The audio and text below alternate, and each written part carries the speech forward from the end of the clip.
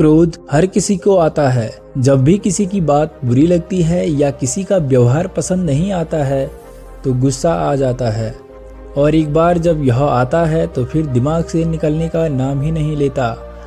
ऐसे में आप उस घटना को लेकर बैठ जाते हैं, उसके बारे में सोचते रहते हैं, हर समय वही बात दिमाग में घूमती रहती है। आप किसी से कोई भी बात करें, वह घटना बीच में आ ही जाती है। ऐसे में आप न चाहते हुए भी उस घटना के बारे में बात करने लगते हैं, उसकी शिकायत करने लगते हैं, और अगर उस समय वहाँ पर कोई बात करने वाला नहीं हुआ तो आप अपने आप से ही बातें करने लगते हैं, बड़बड़ाने लगते हैं।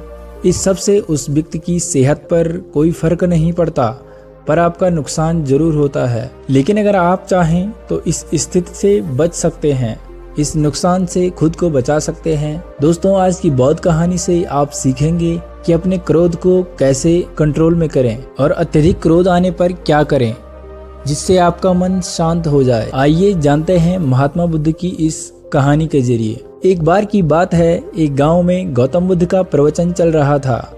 वे कह रहे थे, जब हम क्रोधित होते हैं तो दूसरों को नुकसान पहुंचाने की कोशिश करते हैं, लेकिन उस समय हम इतने आवेशित हो जाते हैं कि हमारे सोचने समझने की ताकत समाप्त हो जाती है। इसलिए क्रोध में हम सही निर्णय नहीं ले पाते और अपना ही नुकसान कर बैठते हैं। बुद्ध की उस सभा में एक गुस्सैल स्वभाव का व्यक्ति भी शामिल था। उसे बात बात पर गुस्सा आ जाता था। आज भी वह अपने परिवार वालों से झगड़ कर आया था और उस समय भी उसके दिमाग में उथल पुथल मची हुई थी। इसलिए उसे बुद्ध की बातें अच्छी नहीं लग रही थी।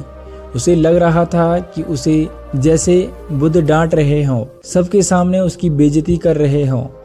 इससे उस व्यक्ति का क्रोध भड़क गया। वह अपनी जगह से उठा और बुद्ध के पास जा पहुंचा। इससे पहले कि कोई समझता, उसने बुद्ध के मुंह पर थूक दिया। यह देखकर वहां मौजूद लोग भड़क उठे और उस व्यक्ति के बारे में बुरा भला कहने लगे, लेकिन बुद्ध भी अपनी जगह पर शांत बैठे हुए थे। उन्होंने अपना चेहरा पोंछा और बोले, क्या बात है वह, तुम्हें कुछ कहना है? उस व्यक्ति ने बुद्ध की बात का कोई जवाब नहीं दिया। वह बिना कुछ कहे वहां से चला गया। यह देखकर एक व्यक्ति से नहीं रहा गया।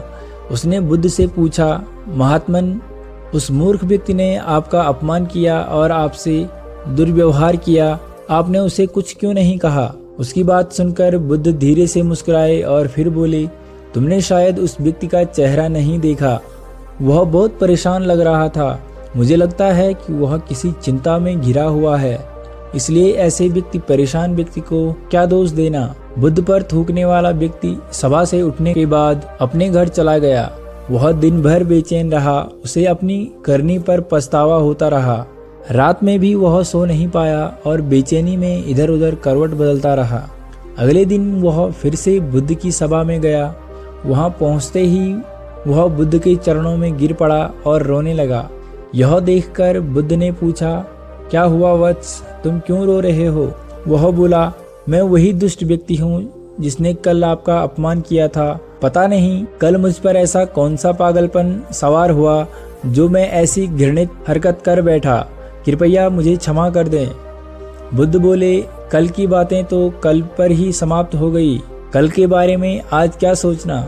अगर मैं उस घटना के बारे में सोचता रहता, क्रोध करता, तो उससे तो सिर्फ मेरा दिल दुखता। तुम्हें उससे कोई फर्क नहीं पड़ता। इसलिए बुरी घटना को याद रखना कोई समझदारी की बात नहीं है। इससे हमारी परेशानियां बढ़ जाती हैं और जीवन ठहर जाता है। इसलिए अप्रिय बातों और अप्रिय घटनाओं को भूलने में समझदारी है। जो व्यक्ति ऐसी घटनाओं को भूल जाता है वही जीवन में आगे बढ़ता है, और जो उनमें उलझा रहता है उसका जीवन चक्रव्यूह के समान हो जाता है, जिससे वह चाहकर भी बाहर नहीं निकल पाता है। दोस्तों, गुस्सा करना बिल्कुल ऐसा होता है कि जहर तो आप पिएं और कामना करें कि मर सामने वाला जाए। इसलिए जब भी कभी आपको गुस्सा आए तो इस बात को ध्यान में रखें कि अगर आप किसी से नाराज होते हैं और रूठ कर चुपचाप बैठ जाते हैं तो आप अपना ही नुकसान करते हैं। इससे आपके समय का तो नुकसान होता ही है, आपके शरीर का भी नुकसान होता है। इसलिए अप्रिय बातों और अप्रिय घटनाओं को लेकर बैठना कोई हल नहीं है। बेहतर है कि आप उन्हें भूलकर आगे बढ़ें। तभी आप जीवन के प्रवाह के साथ अपने आप को जोड़ पाएंगे और जीवन का आनंद ले पाएंगे।